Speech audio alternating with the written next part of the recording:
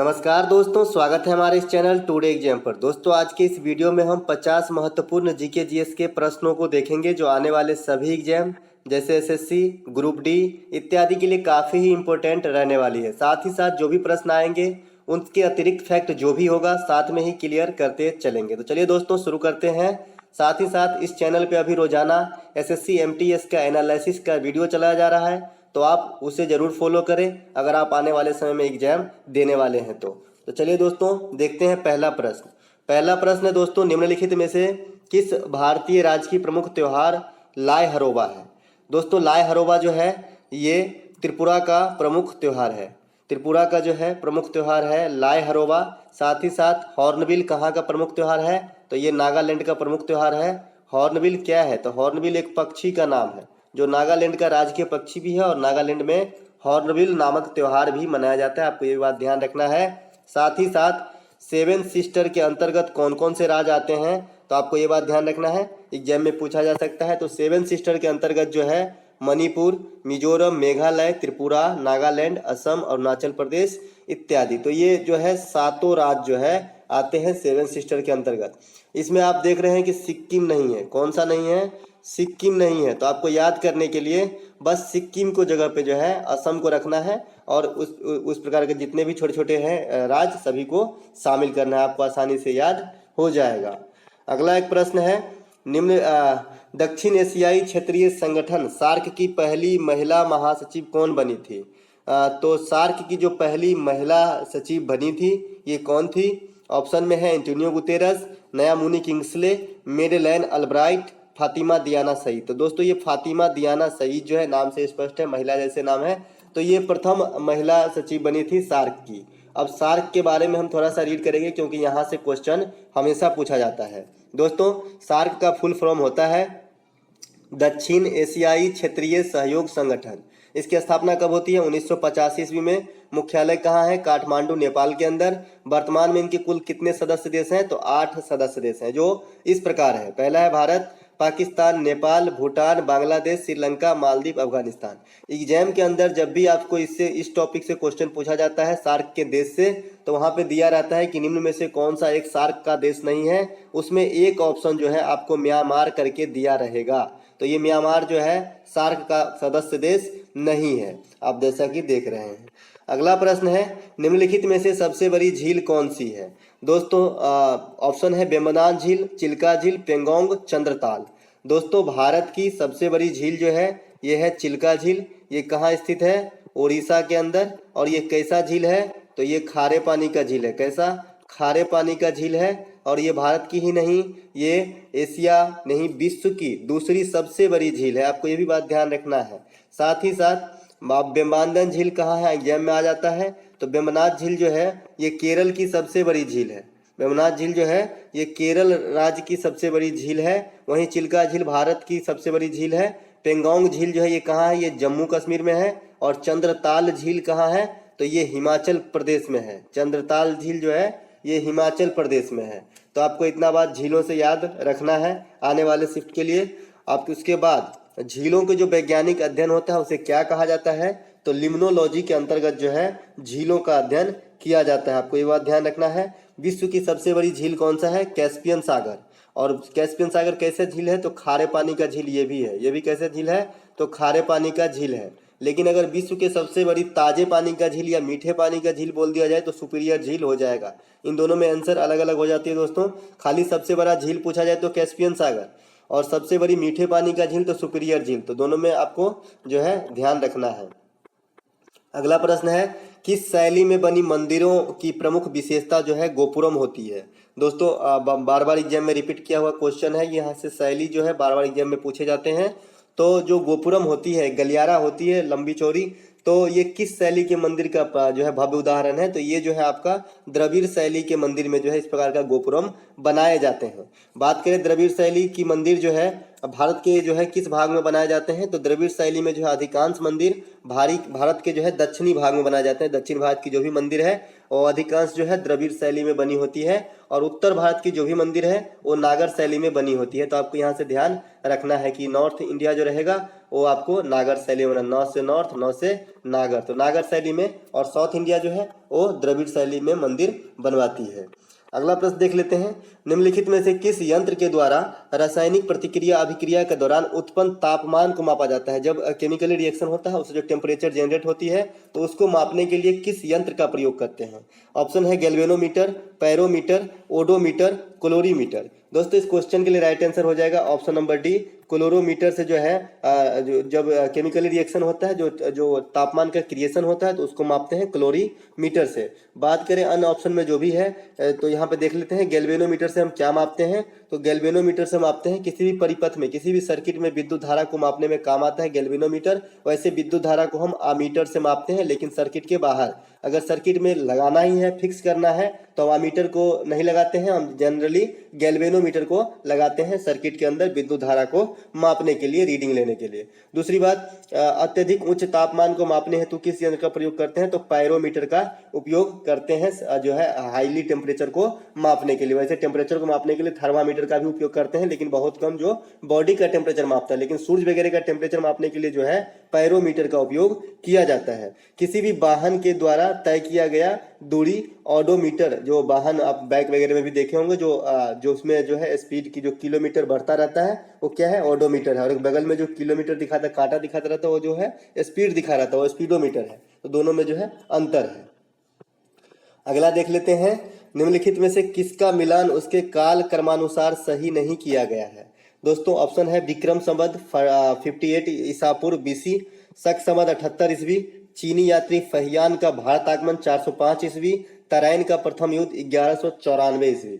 दोस्तों इस क्वेश्चन के लिए right answer option number D है। तराइन के दो प्रमुख युद्ध होती है 1191 में, 1191 और 1192 में। तो आपको ये ध्यान रखना है, 94 में कोई युद्ध नहीं हुई थी तराइन की।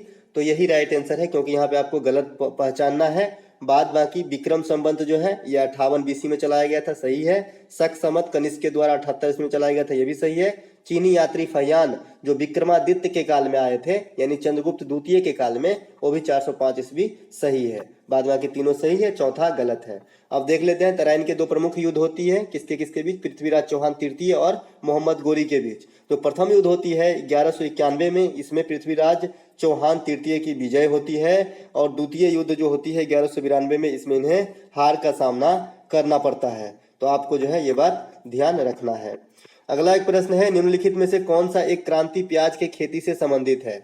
दोस्तों क्रांति से भी क्वेश्चन सब दिन एग्जाम में पूछे जाते हैं लगभग। अभी पूछा गया था बैगनी क्रांति, तो मैं उसको भी डिस्कस कर दूंगा, लेकिन यहाँ पे देख लीजिए प्याज की खेती से जो क्रांति संबंधित है, ऑप्शन है लाल क्रांति, पीला क्रांति, श्वेत क्रांति, गुलेबी क्रांति। दोस्तों इस क्वेश्चन के लिए राइट आंसर जो हो जाएगा ऑप्शन नंबर डी हो जाएगा, गुलाबी क्रांति जो है गुलाबी क्रांति जो है प्याज की खेती से संबंधित है। साथ ही साथ लाल क्रांति जो है ये मांस और टमाटर से संबंधित है, पीला क्रांति तिलहन से संबंधित है, और श्वेत क्रांति दुग्ध उत्पादन यानी मिल्क से संबंधित है। साथ ही साथ गुलाबी क्रांति झींगा से भी संबंधित है। तो आपको ये भी बात ध्यान रखना है। फिर से एक बार देख लेते हैं, लाल क्रांति मांस और टमाटर से है, पीली क्रांति तिलहन से है, सफेद क्रांति दूध उत्पादन से है, जिसके भारत में जो है ऑपरेशन फ्लड चलाया गया था, आपको याद होगा। ऑपरेशन फ्लड जो है, ऑपरेशन फ्लड क्या है? तो दूध के क्षेत्र में जो है वृद्धि करना था। तो इसके जनक कौन है? डॉक्टर वर्गीज कुरियन है। तो ये भी बात ध्यान रखना है। हरित क्रांति जो है खाद्यान्न से संबंधित है। हरित क्रांति जो है टोटली खाद्यान्न से, जैसे गेहूं चावल वगैरह से। और विश्व स्तर पे हरित क्रांति के जनक कौन है? तो डॉक्टर नॉर्मन बोरलॉग है। वहीं भारत स्तर पे हरित क्रांति का जनक कहा जाएगा तो MS स्वामीनाथन हो जाएगा। दोस्तों 3-4 दिन पहले की जो MTS का एग्जाम चल रहा है उसके एक शिफ्ट में पूछा गया था बैगनी क्रांति। मैं इसको थोड़ा सा बता दूं, बैगनी क्रांति जो होती है ये लवेंडर की फूल जो होती है, जो पहाड़ी इलाके में ठंडे प्रदेश में उगाए जाते हैं, जिसके उपयोग जो है इत्र आदि बनाने में किया जाता है। तो इस चीज की खेती से जो है संबंधित है बैगनी क्रांति। तो आपको ये बात ध्यान रखना है। अगला एक प्रश्न है, प्रत्येक वर्ष किस तिथि को विश्व बालिका दिवस मनाया जाता है? तो विश्व बालिका दिवस किस तिथि को मनाया जाता है? ऑप्शन है 24 जनवरी, 11 अक्टूबर, 12 अगस्त, 5 अक्टूबर। दोस्तों इस क्वेश्चन के लिए राइट आंसर हो जाएगा 11 अक्टूबर। 11 अक्टूबर को जो है विश्व बालिका दिवस मनाते हैं। वहीं पे 24 जनवरी को राष्ट्रीय बालिका दिवस मनाते हैं। दोनों में फर्क है, ये नेशनल स्तर पे मनाया जाता है, ये पूरा वर्ल्ड में मनाया जाता है। तो विश्व स्तर पे जो है 11 अक्टूबर को विश्व बालिका दिवस मनाते हैं और 24 जनवरी को जो है राष्ट्रीय बालिका दिवस मनाते हैं। वहीं 12 अगस्त जो है विश्व युवा दिवस मनाते हैं। क्या? विश्व युवा दिवस के रूप में मनाते हैं। और जो इंडिया में है 12 जनवरी, ये हम राष्ट्रीय युवा दिवस मनाते हैं विवेकानंद जी के जन्मदिन पे। तो इन दोनों में भी आप रिलेट करके याद रख सकते हैं। वहीं 5 अक्टूबर जो है ये विश्व टीचर डे है, विश्व शिक्षक दिवस है, ये विश्व शिक्षक दिवस है। वहीं जो भारत में मनाते हैं शिक्षक दिवस, वो कब मनाते हैं? तो 5 सितंबर को, 5 सितंबर को। तो इतनी बात आपको रिलेट करके एक से के साथ साथ दो को डेट याद रखना है। हमने ऑप्शन में ऐसे ही रखा है ताकि आपको ज़्यादा कवर हो जाए। अब देख लेते हैं एक्स्ट्रा फैक्ट। प्रत्येक वर्ष 24 जनवरी को राष्ट्रीय बालिका दिवस मनाते हैं, जो हमने ओरली बताई थी। 11 अक्टूबर को विश्व बालिका दिवस के रूप में मनाते हैं। 12 अगस्त को विश्व युवा दिवस के रूप में मनाते हैं। 12 जनवरी को राष्ट्रीय युवा दिवस विवेकानंद जी के जन्मदिन पे।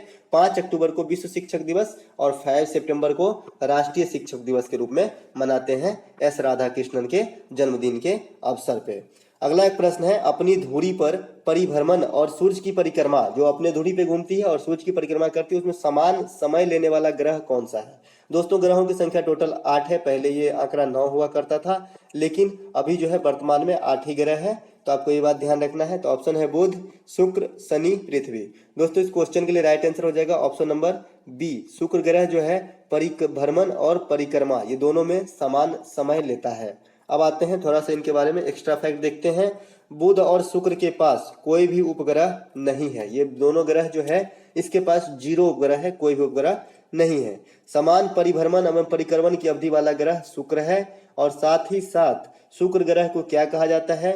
मॉर्निंग स्टार कहा जाता है। मॉर्निंग स्टार, इवनिंग स्टार, तो आपको ये भी ध्यान रखना है। तथा पृथ्वी का बहन भी कहा जाता है। क्या? पृथ्वी का बहन भी कहा जाता है। शुक्र ग्रह को मॉर्निंग स्टार कहा जाता है, इवनिंग स्टार कहा जाता है। इसके पास कोई उपग्रह नहीं है। परिभ्रमण और परिक्रमण में समान समय लेता है। तो शुक्र ग्रह के बारे में इतनी बात आपको ध्यान होना चाहिए। अब रहा बुध ग्रह। तो बुध ग्रह जो है ये सौर मंडल में 8 ग्रहों में सबसे छोटा है, सबसे छोटा है तथा सूर्य के सबसे नजदीक है। तो आपको ये भी बात ध्यान रखना है। उसके बाद आकार के अनुसार ग्रहों का क्रम देख लेते हैं। तो सबसे बड़ा कौन सा है? बृहस्पति। और सबसे छोटा कौन है? बुध। पृथ्वी का जो है आकार के अनुसार कितना स्थान है कौमा? तो ये 5वां सबसे बड़ा ग्रह है आकार के अनुसार पृथ्वी। और सूर्य से दूरी के अनुसार तीसरा सबसे बड़ा ग्रह, तीसरी ग्रह है पृथ्वी। तो आपको ये बात ध्यान रखना है। थोड़ा सा मैं और इसको जो है क्लियर कर देता हूँ। ये ग्रह से काफी क्वेश्चन आता है एग्जाम में, ब्रह्मांड से पूछे जाते हैं। अगर मान लीजिए ये सन है अपना, ये सन है, तो यहाँ से सबसे पहले रहेगा बुध, फिर रहेगा शुक्र दूरी के अनुसार, फिर पृथ्वी, फिर मंगल, फिर बृहस्पति, फिर शनि रहता है, फिर अरुण और लास्ट में रहता है वरुण। तो इस प्रकार से दूरी के अनुसार है। आप देख लीजिए पहला स्थान पर बुध है, दूसरे पे शुक्र, तीसरे पे पृथ्वी। तो पृथ्वी तीसरा हो गया सूर्य के से बढ़ती दूरी के अनुसार। वहीं जो क्षेत्रफल के हिसाब से सबसे बड़ा है जुपिटर बृहस्पति, उसके बाद है सैटर्न शनि, उसके बाद कैंसर है अरुण, उसके बाद हो जाएगा वरुण और लास्ट में होगा अपना अर्थ। 5वां जो है अपना अर्थ है पृथ्वी। उसके बाद जो है दिन के अनुसार चलता रहता है। तो दोस्तों इतना बात आपको ध्यान रखना है। साथ ही साथ सौरमंडल का सबसे बड़ा उपग्रह भी याद रखना है, गैनामीड है, जो किसका है? बृहस्पति का है। और सौरमंडल में सबसे अधिक उपग्रह वाला ग्रह कौन सा है? तो पहले ये जो है बृहस्पति के पास था, लेकिन अब जो है सबसे अधिक उपग्रह वाला ग्रह जो है शनि हो गया है, सैटर्न हो गया है। आपको ये बात ध्यान रखना है। एक प्रश्न है, निम्नलिखित में से किस नदी का उद्गम रोहतांग दर्रे के समीप से होता है? दोस्तों रोहतांग दर्रा कहाँ है? ये हिमाचल प्रदेश के अंदर है। इसका नाम अब बदल दिया गया है, अब नाम क्या हो गया है? अटल दर्रा। अटल दर्रा जो है इनका नाम रख दिया गया है रोहतांग दर्रा का। तो यहाँ से कौन सी नदी निकलती है? ऑप्शन है ब्यास नदी, चिनाव नदी, झेलम, सिंधु नदी। दोस्तों यहाँ से जो है ब्यास नदी का उद्गम होता है। कहाँ से? रोहतांग दर्रा हिमाचल प्रदेश, या फिर अभी कहें तो अटल दर्रा हिमाचल प्रदेश। यहाँ से ब्यास नदी निकलती है। रोहतांग दर्रे का नाम बदलकर अटल सुरंग कर दिया गया, जो मैंने अभी बताया। चिनाव नदी का उद्गम कहाँ होती है? तो ये हिमाचल प्रदेश से ही होती है, लेकिन बारालाचा दर्रा से। तो आपको यहाँ से क्या क्या इससे याद रखना है कि भाई अटल दर्रा कहाँ है और बारालाचा दर्रा कहाँ है? तो ये दोनों हिमाचल प्रदेश में है। जहाँ अटल दर्रा से जो है ब्यास नदी निकलती है, वहीं बारालाचा दर्रा से क्या निकलती है? चिनाव नदी निकलती है। झेलम नदी का उद्गम कहाँ होता है? शेषनाग झील, ये कहाँ है? जम्मू कश्मीर में। जितने नाग नागिन झील है सब जम्मू कश्मीर में, अनंतनाग, शेषनाग, नागिन झील इत्यादि आपको ऐसे याद रखना है। सिंधु नदी का उद्गम कहाँ से होता है? तो ये तिब्बत के मानसरोवर से होता है। साथ ही साथ यहाँ से और भी कौन सा नदी निकलती है? तो सतलज भी निकलती है और ब्रह्मपुत्र भी निकलती है। तो आपको ये भी ध्यान रखना है। ओरिजिन पूछा जाता है नदियों का कि भाई जो मान लीजिए सिंधु का ओरिजिन क्या है, तो आपका आंसर होगा तिब्बत के मानसरोवर। साथ ही साथ सतलज की वहीं से निकलती है, ब्रह्मपुत्र भी वहीं से निकलती है, झेलम जो है शेषनाग झील से निकलती है। अभी आपने देखा ब्यास जो है रोहतांग दर्रे से निकलता है, और एक था चिनाव। चिनाव कहाँ से निकलता है? तो बारालाचा दर्रा हिमाचल प्रदेश से। अगला एक प्रश्न है, मिश्र धातु ड्यूरालोमीन में निम्नलिखित में से कौन सा एक संघटक नहीं है? यानी इसमें जो है कौन सा इंडल्ज नहीं रहता है जब ये मिश्र धातु की क्रिएशन होती है, तो किसको नहीं मिलाया जाता है? ऑप्शन है एल्युमिनियम, मैग्नीज, कॉपर, लोहा। तो दोस्तों जो ड्यूरालोमीन है इसमें लोहा का कोई आवश्यकता नहीं है, बाद बाकी एल्युमिनियम, मैग्नीज और कॉपर को मिलाकर जो है ड्यूरालोमीन बनाया जाता है। ये एल्युमिनियम का ही एक अयस्क है, आप कह सकते हैं, जिसमें सबसे अधिक एल्युमिनियम की प्रतिशत होती है। 95% एल्युमिनियम पाई जाती है ड्यूरालोमीन में। अगला एक प्रश्न देख लेते हैं, निम्नलिखित में से कौन सा एक आउटपुट डिवाइस का उदाहरण नहीं है? कंप्यूटर सेक्टर से प्रश्न लिया गया है कि आउटपुट डिवाइस कौन सा नहीं है। ऑप्शन है monitor, printer, card reader, scanner. दोस्तों इस क्वेश्चन के लिए right answer option number D हो जाएगा। स्कैनर जो है ये इनपुट डिवाइस का जो है उदाहरण है, आउटपुट डिवाइस का उदाहरण नहीं है। दोस्तों अगर आपको इनपुट और आउटपुट डिवाइस याद रखने में तकलीफ है तो बस इतना मोटे मोटे से याद रखें कि कुछ देने से जो कुछ हमें जिस चीज पे प्राप्त होती है वो आउटपुट डिवाइस है, और जो कुछ हम किसी चीज को कोई भी वस्तु को कंप्यूटर से रिलेटेड कुछ देते हैं तो वो इनपुट डिवाइस है। जैसे आप कीबोर्ड जो है आप कुछ इनपुट करते हैं तो इनपुट डिवाइस है, और मॉनिटर इस पर कुछ कोई भी चीज शो करता है, कुछ आपको प्राप्त होता है तो आउटपुट डिवाइस है। जैसे आप देहाती लैंग्वेज में याद रख सकते हैं, आपको ज़्यादा दिन तक जो है भूलने की जो है नहीं होगी। एक थोड़ा सा देख लेते हैं कंप्यूटर के बारे में। कंप्यूटर का पिता किसे कहा जाता है? तो चार्ल्स बवेज को कहा जाता है। कंप्यूटर में निवल को हाफ बाइट कहते हैं। अब इस निवल को क्या है भाई, निवल थोड़ा देख लेते हैं। जैसे निवल जो है 4 बिट बराबर एक निवल होता है, 4 बिट बराबर एक निवल होता है। तो 8 बिट बराबर क्या होता है? एक बाइट होता है, एक बाइट होता है। तो यहीं से बना कि हाफ बाइट होता है एक निवल, क्योंकि 4 बिट बराबर एक निवल होता है और 8 बिट बराबर एक बाइट, तो आधा बाइट हुआ ना एक निवल, तो इसीलिए यहाँ पे लिखा गया है हाफ बाइट। साथ ही साथ आप जो है इनकी मेमोरी का भी थोड़ा सा मापन जरूर जानिए। जैसे 1024 बाइट बराबर होता है 1 KB, और 1000 इसी फॉर्म में चलता रहता है। 1024 KB बराबर MB मेगाबाइट, फिर 1024 मेगाबाइट बराबर GB गीगाबाइट। तो ऐसे ही चलता रहता है, आपको ऐसे ध्यान रखना है 1024 को रिलेट करके। बाद बाकी कंप्यूटर की जो पीढ़ी है अभी 5वीं पीढ़ी चल रही है। तो पहला पीढ़ी में किस चीज़ का इस्तेमाल हुआ था? तो निर्वात का, वैक्यूम ट्यूब का। दूसरा में क्या हुआ था? ट्रांजिस्टर का। तृतीय में क्या होता? IC चिप का। चौथा में क्या होता? माइक्रो प्रोसेसर का। और पांचवा में है आर्टिफिशियल इंटेलिजेंस का।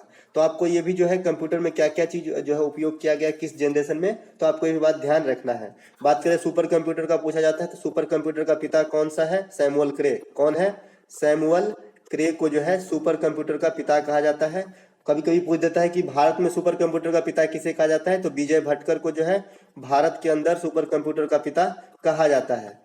भारत का प्रथम सुपर कंप्यूटर भी पूछा जाता है, तो भारत का जो प्रथम सुपर कंप्यूटर था ये कौन सा था? परम 8000। आपको ये भी बात ध्यान रखना है। भारत में सुपर कंप्यूटर से संबंधित देखरेख किस संस्था के द्वारा किया जाता है? तो सीडेक जो है पुणे के अंदर है। तो इस संस्था के द्वारा जो है सुपर कंप्यूटर की रखावट और बनाव की काम जो है देखरेख किया जाता है। तो आपको इतना बात ध्यान रखना है। साथ ही साथ IC चिप का आविष्कार भी पूछा जाता है, तो जैक किल्बी जो है IC चिप का आविष्कारक था। अगला प्रश्न है, प्राचीन भारत के प्रमुख दर्शन तथा उनके प्रतिपादक के साथ गलन मिलन को पहचाने। दोस्तों पहला है सांख्य दर्शन कपिल, योग दर्शन पतंजलि, न्याय दर्शन गौतम, वेदांत दर्शन जैमिनी।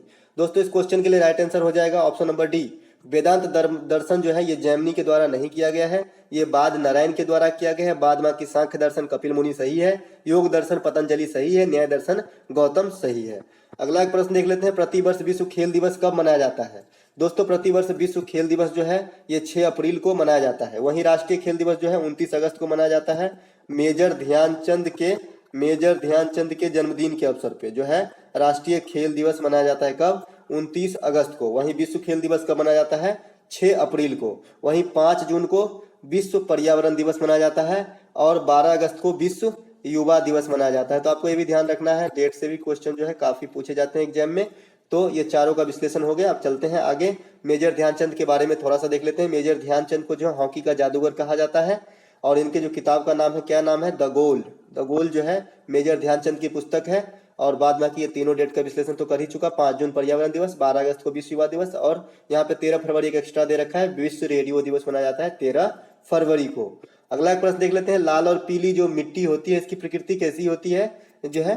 तो लाल और पीली मिट्टी की जो प्रकृति है ये जो होता है क्षारीय प्रकार का होता है। क्षारीय दोस्तों आपको बता दें, माफ कीजिएगा, अम्लीय प्रकार का होता है। क्षारीय और अम्लीय को आप कैसे पहचानेंगे, तो जो भी 7 से कम, जिसकी भी पीएच वैल्यू है 7 से कम रहेगा, यहाँ पे अगर मैं 7 रख दूं, यहाँ से जो भी रहेगा 6 तक, और ये भी 8 से आगे, तो 8 से आगे है तो क्षारीय है, और 7 से कम है तो अम्लीय है, और 7 है तो न्यूट्रल है। जैसे शुद्ध जल न्यूट्रल होता है, आपको ध्यान रखना है, उदासीन होता है। तो यहाँ पे राइट आंसर क्या हो जाएगा, अम्लीय हो जाएगा। अम्लीय हो जाती है लाल और पीली मिट्टी की जो प्रकृति है वो अम्लीय हो जाती है। अब देख लेते हैं इसमें लाल मिट्टी में क्या कमी है, इसीलिए सारे फसल इसमें नहीं उपजाया जा सकता। तो इसमें नाइट्रोजन, फास्फोरस और जैव पदार्थ जो ह्यूमस होती है उन सब की जो है कमी पाया जाता है लाल मिट्टी के अंदर। लाल मिट्टी का रंग लाल क्यों होता है, तो लौह ऑक्साइड के कारण जो है इसके रंग लाल होते हैं। काली मिट्टी को रेगूर मिट्टी भी कहा जाता है, या कपासी मृदा भी कहा जाता है, और ये कपास की खेती के लिए काफी ही जो है उपयुक्त माना जाता है। भारत में पुरानी जलोढ़ मिट्टी को क्या कहते हैं, बांगर, और नई जलोढ़ मिट्टी को क्या कहते हैं, खादड़।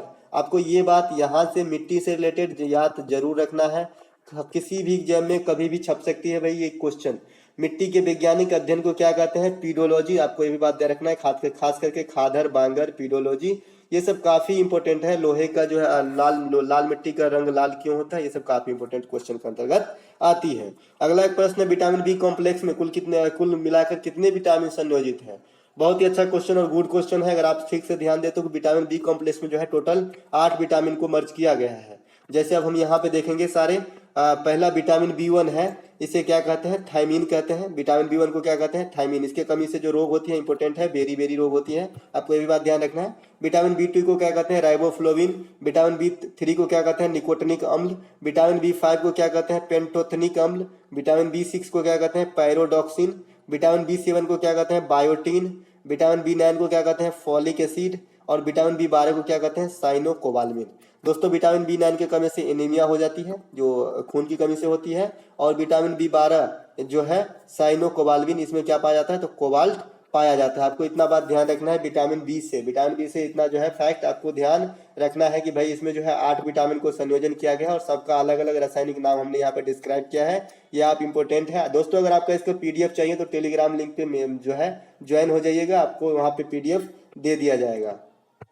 और एक इम्पोर्टेंट क्वेश्चन आता है विटामिन से कि कौन से विटामिन जल में घुलनशील है, तो बी और सी जो है जल में घुलनशील है, बाद बाकी ए बच गया, ई बच गया, डी और के ये सब जो है वसा के अंदर घुलनशील है। तो आपको ये भी बात ध्यान रखना है।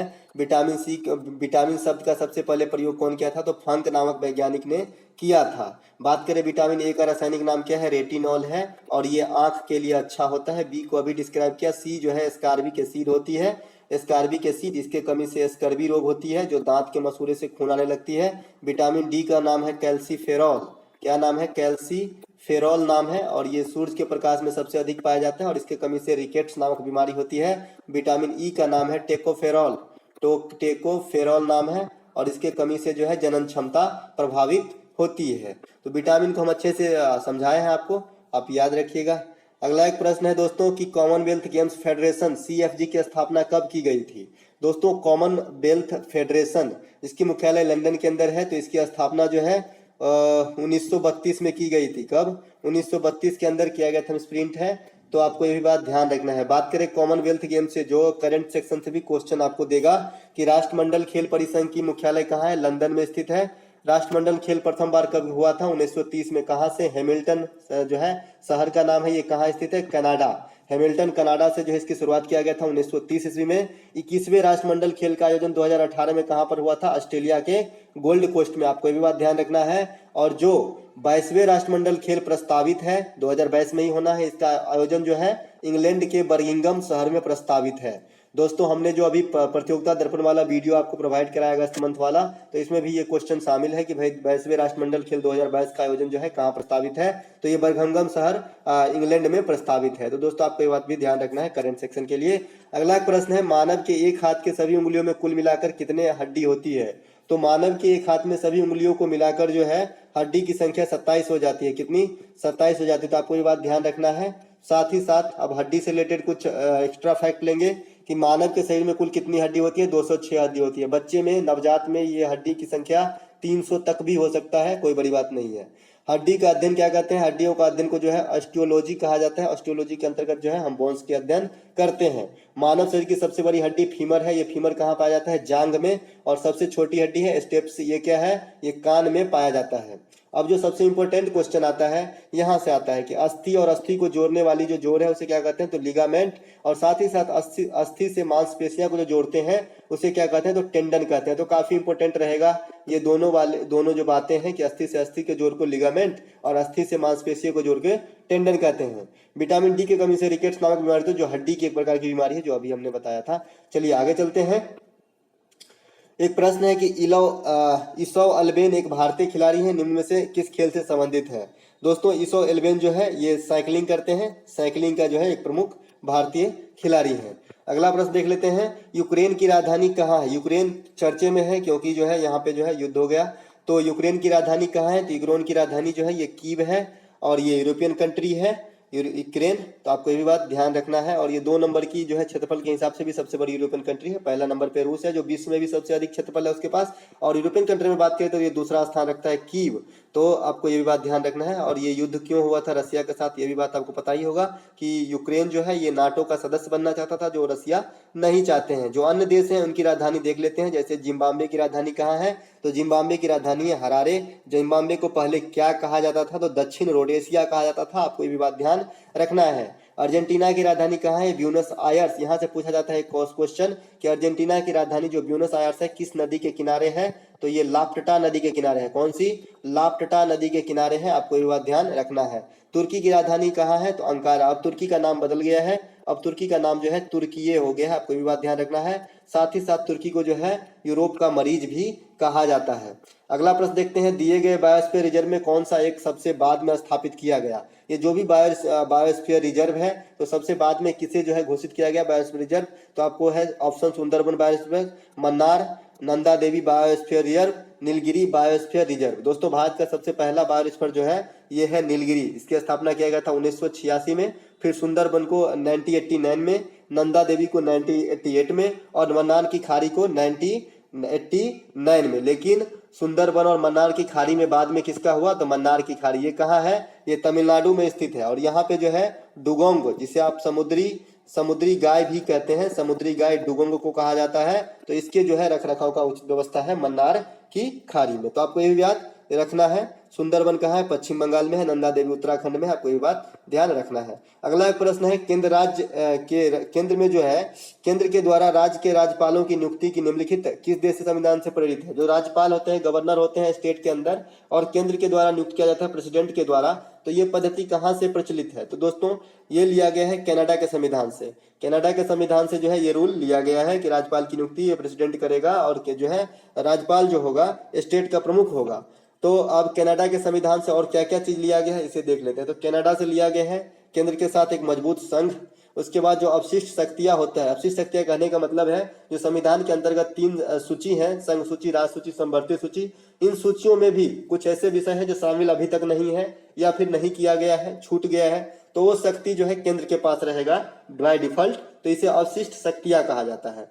केंद्र द्वारा राज्य की राज्यपाल की नियुक्ति ये भी कनाडा से लिया गया है। साथ ही साथ सर्वोच्च न्यायालय का सलाहकार क्षेत्राधिकार जो है वो भी जो है कनाडा के संविधान से लिया गया है। और भी जो ऑप्शन में थे वहां से कुछ इंपोर्टेंट देख लेते हैं। जैसे दक्षिण अफ्रीका के संविधान से क्या लिया गया है? तो संविधान संशोधन लिया गया है। और राज्यसभा में जो है जो सदस्यों का चुनाव होता है ये भी दक्षिण अफ्रीका के संविधान से ही प्रेरित है। काफी गुड क्वेश्चन है, आपको याद रखना चाहिए। अमेरिका के संविधान से मौलिक अधिकार लिया गया है। उसके बाद कनाडा से अभी आपने देख ही लिया। तो ये सब इंपोर्टेंट फैक्ट आपको याद रखना है जो बार बार एग्जाम में रिपीट होते हैं। एक प्रश्न है, चालुक्य वंश का संस्थापक कौन है? दोस्तों चालुक्य वंश के संस्थापक कौन था? इसमें से जो है ऑप्शन है पुलकेशिन प्रथम, कीर्ति वर्मन, नरसिंह वर्मन, कृष्णदेव राय। दोस्तों इस क्वेश्चन के लिए राइट आंसर हो जाएगा पुलकेशिन प्रथम जो है ये चालुक्य वंश के संस्थापक है। बात करें चालुक्य वंश के जो है संस्थापक की राजधानी कहाँ है? बादामी का कर्नाटक का जो बादामी कर्नाटक में है, तो ये चालुक्य वंश के संस्थापक थे। दोस्तों चालुक्य वंश जो है एक से अधिक फॉर्म में भाग में विभक्त है, तो यहाँ पे बादामी की चालुक्य के संस्थापक जो हो जाएगा पुलकेशिन प्रथम हो जाएगा। अगला बात करते हैं कि कृष्णदेव राय किस वंश से संबंधित थे? इस प्रकार के क्वेश्चन भी पूछे जा सकते हैं, तो ये तुलु वंश से संबंधित थे कृष्णदेव राय, जिसका प्रमुख किताब कौन सा है? आनमुक्त मल्याद। ये भी एग्जाम में एसएससी के एग्जाम में बार बार आता है कि कृष्णदेव राय के द्वारा लिखा गया किताब कौन सा है? तो आमुक्त माल्याद जो है इनकी प्रमुख पुस्तक है। अगला क्वेश्चन देख लेते हैं। अगला क्वेश्चन है कि ग्रैमी अवार्ड संगीत के क्षेत्र में उत्कृष्ट योगदान के लिए प्रदान किया जाने वाला अवार्ड है। यह अवार्ड किस देश के द्वारा प्रदान किया जाता है? तो ग्रैमी अवार्ड जो है यह अमेरिका के द्वारा दिया जाता है। अमेरिका के द्वारा जो है ग्रैमी अवार्ड जो है दिया जाता है। और ये सबसे पहले कौन भारतीय लेडी थी जो जीती थी? तो ये थी तन्वी साहा जो है सबसे पहले एकमात्र भारतीय है, माफ कीजिएगा पहली भारतीय महिला है जो जिन्होंने ये ग्रैमी अवार्ड अचीव किया, तन्वी शाह। इस प्रकार का क्वेश्चन एसएससी के अंदर पूछ दिया गया था, इसीलिए। एक क्वेश्चन है कि जॉली ग्रांट एयरपोर्ट निम्नलिखित में से किस राज्य में है? नाम थोड़ा अटपटा है इसीलिए हमने इसको शामिल किया है। तो जॉली ग्रांट एयरपोर्ट जो है ये उत्तराखंड में स्थित है। कहाँ स्थित है? उत्तराखंड में। तो आपको ये बात ध्यान रखना है कि उत्तराखंड में जॉली ग्रांट एयरपोर्ट है। अब एक क्वेश्चन आता है कि उड़ान योजना किससे संबंधित है? उड़न UDAN इसका फुल फॉर्म होता है उड़े देश का आम नागरिक, हिंदी में ही इसका फुल फॉर्म है। तो ये योजना जो है 2017 में लाया गया था। इस योजना का मुख्य लक्ष्य है कि साधारण आदमी भी हवाई की यात्रा कर सके। तो इस प्रकार का जो है इस योजना का लक्ष्य है जो 2017 में आया था, उड़ान योजना, प्रधानमंत्री उड़ान योजना। एक प्रश्न और भी यहाँ से रख लेते हैं कि केम्पेगौड़ा एयरपोर्ट कहाँ है? तो ये बेंगलुरु में स्थित है। ये मौसम का पुनर्निर्माण मतलब जो पहले ही अंदाजा लगा लेने वाला एयरपोर्ट है, कुछ ऐसा इंस्ट्रूमेंट लगा है यहाँ पे। दूसरा है कि पूर्णतः सोलर सुविधा से लैस एयरपोर्ट कौन सा है? तो ये है पदुचेरी। तो आपको ये बात ध्यान रखना है, यहाँ से 4 क्वेश्चन आपको याद रखना है। अगला एक प्रश्न है कि निम्नलिखित में से किसका मिलान सही नहीं है उनके जो है परमाणु क्रियाकलाप के साथ? पहला है कि तारापुर महाराष्ट्र में है, क्या सही है? कलपक्कम तमिलनाडु में है, सही है। रावतभाटा राजस्थान में सही है। कुडुनकुलम आंध्र प्रदेश, ये आंध्र प्रदेश में नहीं है। कुडुनकुलम जो है ये तमिलनाडु के अंदर है। तो आपको ये बात ध्यान रखना है, यहीं पे गलत आंसर पहचानना था। तो ऑप्शन नंबर डी जो है राइट आंसर हो जाएगा। एक क्वेश्चन है कि मुकुंदरा हिल्स टाइगर रिजर्व जो है निम्नलिखित में से कहाँ स्थित है? दोस्तों अभी याद होगा जो हमने करंट सेक्शन का जो वीडियो आपको दिया है अगस्त महीने का प्रतियोगिता दर्पण का, उसमें जो है रामगढ़ विषधारी वन्य जीव अभयारण्य को जो है टाइगर रिजर्व का दर्जा दे दिया गया है। और ये आरजे के अंदर स्थित है, राजस्थान के अंदर है। और राजस्थान में अब टाइगर रिजर्व की संख्या कितनी हो गई? 4। तो मुकुंदरा हिल्स भी उसमें से एक टाइगर रिजर्व है राजस्थान का। तो आपको जो है ध्यान रखना है। तो ये राजस्थान का हो जाएगा, ऑप्शन नंबर सी यहाँ पे राइट आंसर हो जाएगा। राजस्थान में अब टाइगर रिजर्व की संख्या हो गए हैं 4। कौन कौन से हो गए हैं ये देख लीजिए। ये है रणथंभौर, सरिस्का, मुकुंदरा और रामगढ़। तो आपको इतना बात ध्यान रखना है। साथ ही साथ जो पिछले साल जो T2 पुरस्कार मिला था, T-2 पुरस्कार किस टाइगर रिजर्व को मिला था? तो सत्यमंगलम को मिला था। सत्यमंगलम टाइगर रिजर्व ये कहाँ स्थित है? तो ये तमिलनाडु के अंदर स्थित है। इसे T-2 पुरस्कार दिया गया था। बात करें बाद में प्रोजेक्ट टाइगर की शुरुआत कब होती है? 1973 में। तथा टाइगर स्टेट किस राज्य को कहा जाता है? तो टाइगर स्टेट जो है ये MP को कहा जाता है। तो आपको ये बात ध्यान रखना है। चलते हैं आगे।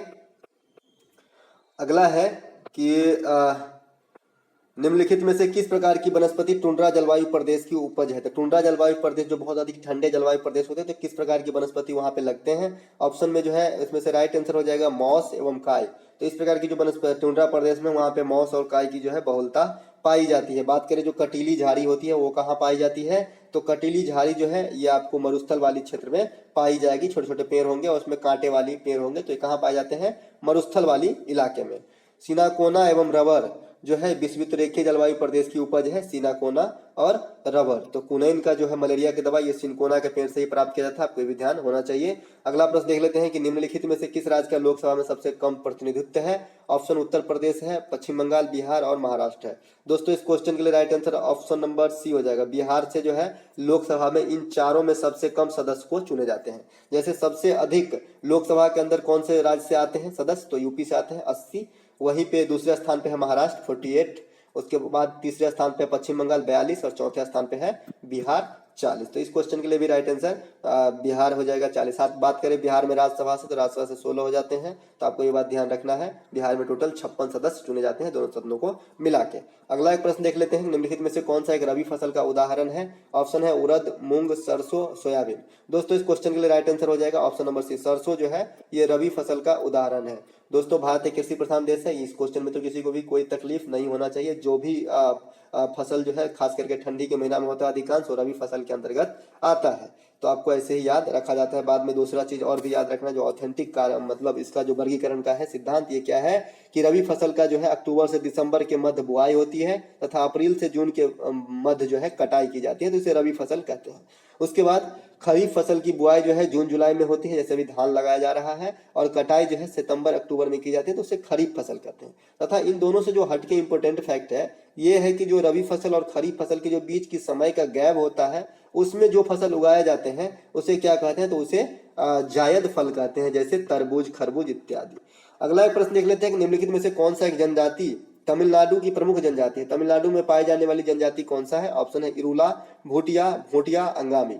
दोस्तों इस क्वेश्चन के लिए राइट आंसर हो जाएगा ऑप्शन नंबर ए, इरूला और पनियान। ये दोनों जाति जो है तमिलनाडु में पाए जाते हैं। वही बात करें भूटिया, तो भूटिया सिक्किम में बैचुंग भूटिया से आप याद रख सकते हैं। उसके बाद भोटिया, तो भोटिया जो है ये घुमंतु प्रवृत्ति की जातियां होती हैं। ये कहाँ पाई जाती है? यूपी और उत्तराखंड के अंदर जो है, यूपी और उत्तराखंड के अंदर भोटिया पाई जाती है। और अंगामी जाति जो है ये नागालैंड का एक प्रमुख जनजाति है। अगला प्रश्न देख लेते हैं, भारत में राज्यपाल को कदाचार सिद्ध व्यक्ति को जो माफ करने का या उसके सजा में जो बदलाव करने का अधिकार है, ये किस आर्टिकल के थ्रू है? यानी दूसरे शब्द में कहे तो राज्यपाल की जो क्षमादान का अधिकार है किस अनुच्छेद में वर्णित है? तो दोस्तों ऑप्शन है 72, अनुच्छेद 161, 18 और अनुच्छेद 65। दोस्तों इस क्वेश्चन के लिए राइट आंसर हो जाएगा ऑप्शन नंबर बी, अनुच्छेद 161 जो है ये राज्यपाल का क्षमादान है। अनुच्छेद 72 जो है ये प्रेसिडेंट, राष्ट्रपति का जो है क्षमादान के संबंधित आर्टिकल है। अब राष्ट्रपति और राज्यपाल दोनों में क्षमादान वर्णित है, लेकिन दोनों में फर्क क्या है? तो फर्क ये है कि राष्ट्रपति जो है क्षमा को सजा को जो है पूर्णतः माफ कर सकता है, लेकिन राज्यपाल जो है पूर्णतः माफ नहीं कर सकता। क्षमा को सजा को कम करवा सकता है, बदलाव करवा सकता है, डिले करवा सकता है, लेकिन पूर्णतः माफ राज्यपाल के द्वारा नहीं किया जाता है। बस इतना ही फर्क है। बाद बाकी यही आर्टिकल जो हमने कहा इसी की डिस्क्रिप्शन है यहाँ पे। 72 राष्ट्रपति को क्षमादान से है, 18 उपाधियों का अंत है, 65 उपराष्ट्रपति का राष्ट्रपति के रूप में कार्य संभालना है। तो आपको ये भी बात ध्यान रखना है कि जब राष्ट्रपति का पद वैकेंट होता है तो उपराष्ट्रपति भारत के राष्ट्रपति के पद पे जो है मतलब कार्यवाहक के रूप में काम करते हैं। तो आर्टिकल 65 के थ्रू ये जो है उनको अधिकार प्राप्त है। एक अगला प्रश्न है, निम्नलिखित में से किस वंश के द्वारा दिल्ली सल्तनत पे सबसे अधिक समय तक शासन किया? दोस्तों दिल्ली सल्तनत पे जो है 1206 ईस्वी से लेकर 1526 ईस्वी तक जो है शासन किया गया निम्नलिखित 5 वंशों के द्वारा। तो इन पांचों में सबसे अधिक दिन तक कौन रहे? तो ये है तुगलक वंश। ऑप्शन नंबर सी यहाँ पे राइट आंसर है। सभी का जो है प्रथम शासक आपको जरूर याद होना चाहिए। जैसे गुलाम वंश का जो है कुतुबुद्दीन ऐबक है। कौन है? कुतुबुद्दीन ऐबक। फिर खिलजी वंश का है जलालुद्दीन खिलजी है। उसके बाद तुगलक वंश का है गयासुद्दीन तुगलक है, गयासुद्दीन तुगलक है। उसके बाद सैयद वंश का है तो खिज्र खां है। कौन है? खिज्र खां। तो आपको ये बात ध्यान रखना है। और एक लोधी वंश का हो जाएगा बहलोल लोधी। तो ये पांचों वंश शासन करते हैं दिल्ली सल्तनत पे। उसके बाद पानीपत की प्रथम युद्ध में जो है इब्राहिम लोधी हार जाते हैं बाबर के साथ और मुगल वंश की स्थापना हो जाती है भारत के अंदर। तो अब इनका कालक्रम देख लीजिए। तो गुलाम वंश का है 1206 से 1290, खिलजी वंश का है 1290 से 1320। तुगलक वंश का सबसे लंबा रहेगा गयासुद्दीन तुगलक, 1320 से 1414 ईस्वी तक इन्होंने शासन किया है। सैयद वंश का सबसे कम रहेगा खिज्र खां है 1414 से 1451, और लोधी वंश का 1451 से 1526। ये लास्ट वंश थे दिल्ली सल्तनत के। तो सबसे कम दिन का जो शासन रहा ये रहा खिज्र खां का यानी सैयद वंश का, और सबसे अधिक दिन तक जो शासन रहा ये रहा तुगलक वंश का। तो आपको इतना बात ध्यान रखना है दिल्ली सल्तनत से। साथ ही साथ इन्हीं सल्तनत से जो है भारत की प्रथम महिला शासिका बनी रजिया सुल्तान, जो गुलाम वंश से संबंधित थी तथा इल्तुतमिश की पुत्री थी। अगला एक प्रश्न है कि निम्नलिखित में से कौन सा एक डेनमार्क की मुद्रा है? ऑप्शन है क्रोन, डॉलर, पीसो, यूरो। दोस्तों इस क्वेश्चन के लिए राइट आंसर हो जाएगा ऑप्शन नंबर ए, क्रोन जो है डेनमार्क की मुद्रा है। तथा डेनमार्क से और भी क्वेश्चन आते हैं, जैसे डेनमार्क के जो है राजधानी कहाँ है? कोपनहेगन, और मुद्रा क्या है? क्रोन। तो आपको ये बात ध्यान रखना है। अगला प्रश्न है, हाल में ही मुफ्त स्वास्थ्य बीमा प्रदान करने वाला भारत का पहला राज्य कौन बना? तो जो सबसे पहला राज्य बना था भारत का मुफ्त स्वास्थ्य बीमा प्रदान करने वाला, ये बना था महाराष्ट्र। ऑप्शन नंबर बी यहाँ पे राइट आंसर है। उस समय जो है मुख्यमंत्री कौन थे? उद्धव ठाकरे जी थे और राज्यपाल भगत सिंह कोश्यारी। हालांकि अब मुख्यमंत्री बदल गया है और अभी जो है राज्यपाल वही है, भगत सिंह कोश्यारी। अगला एक प्रश्न है कि बोल्विया अर्जेंटीना तथा ब्राजील के संसद को क्या कहते हैं? तो बोल्विया अर्जेंटीना तथा ब्राजील के संसद को जो है नेशनल कांग्रेस कहा जाता है। आपको ये बात याद रखना है। साथ ही साथ डाइट जो है ये जापान के संसद को कहते हैं और जो ईरान के संसद है उसे मजलिस कहते हैं और डेनमार्क के संसद को फोल्केटिंग कहते हैं। तो चारों ऑप्शन की डिस्क्रिप्शन हो गई है, तो आपको इतना बात ध्यान रखना है। साथ ही साथ बोल्विया की राजधानी लापाज जो है ये विश्व में सबसे अधिक ऊंचाई पर स्थित राजधानी क्षेत्र है। आपको ये बात याद रखना है। अर्जेंटीना की राजधानी ब्यूनस आयर्स तथा ब्राजील की राजधानी कहाँ है? ब्रासिलिया। डेनमार्क की राजधानी कहाँ है? कोपनहेगन। जापान की राजधानी कहाँ है? टोक्यो। तो राजधानी से भी प्रश्न आते रहते हैं एग्जाम में। दोस्तों इस वीडियो में इतना ही। मिलते हैं एक नए वीडियो के साथ। अगर आपको ईमानदारी से सही में अच्छा लगा होगा तो एक लाइक जरूर करके जाइएगा। तब तक के लिए धन्यवाद।